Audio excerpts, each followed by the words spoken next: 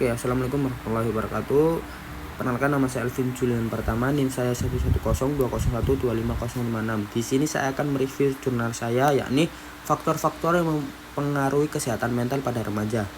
Penerbitnya yakni Jurnal Surya Medika atau JSM pada 3 Desember 2022, Universitas Muhammadiyah Palangkaraya.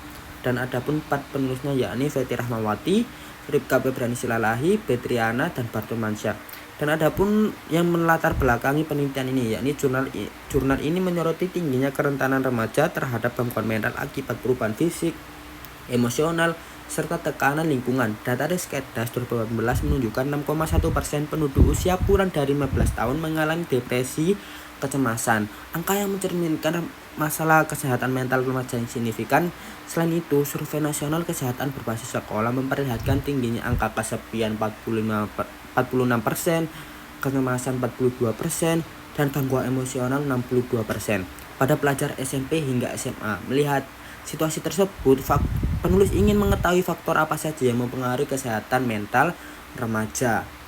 Dan adapun metode penelitian yakni jenis penelitian literatur review, dan hasil penelitian dari 3 jurnal yang direview oleh peneliti tersebut ditemukan 3 faktor utama yang mempengaruhi kesehatan mental remaja.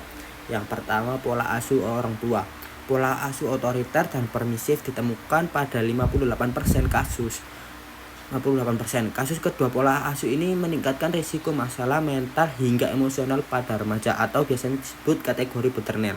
Yang kedua, rasa syukur. Remaja dengan tingkat syukur yang tinggi memiliki peluang 3,58 kali lebih besar untuk memiliki kesehatan mental positif dibandingkan mereka yang tidak tinggi syukurnya atau syukurnya rendah. Dan yang ketiga, jenis kelamin. Remaja perempuan lebih berisiko mengalami depresi dibandingkan laki-laki. Dan adapun kritik atau penilaian menggunakan CSP dan kesesuaian tujuan penelitian berikut evaluasi jurnal berdasarkan CSP atau Critical Appraisal Skill Program. Untuk literatur review, yang pertama, kesesuaian judul, tujuan, dan rumusan masalah.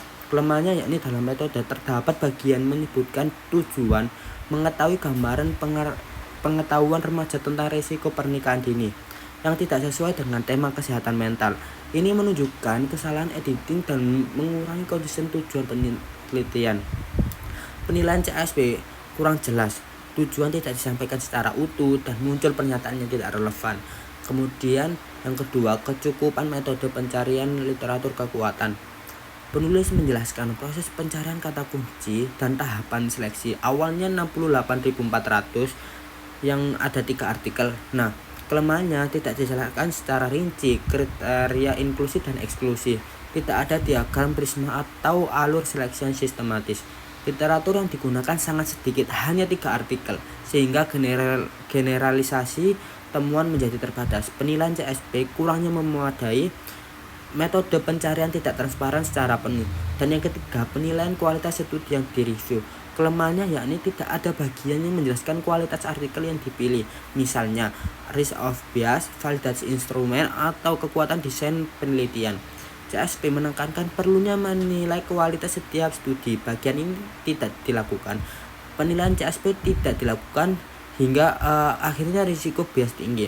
Dan yang keempat, sintesis data. Kekuatannya hanya hasil dirangkum dengan jelas dalam bentuk tabel dan narasi. Kelemahannya tidak ada metode sintesis eksplisit, misalnya tematik sintesis atau naratif sintesis. Pembahasannya hanya merangkum hasil masing-masing studi tanpa integrasi mendalam.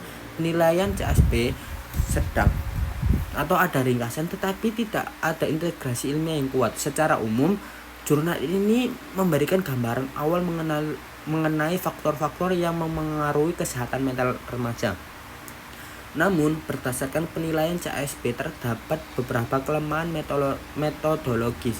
Kelebihannya yakni topik relevan dan penting, penjelasan hasil cukup jelas, struktur artikel rapi dan mudah dipahami.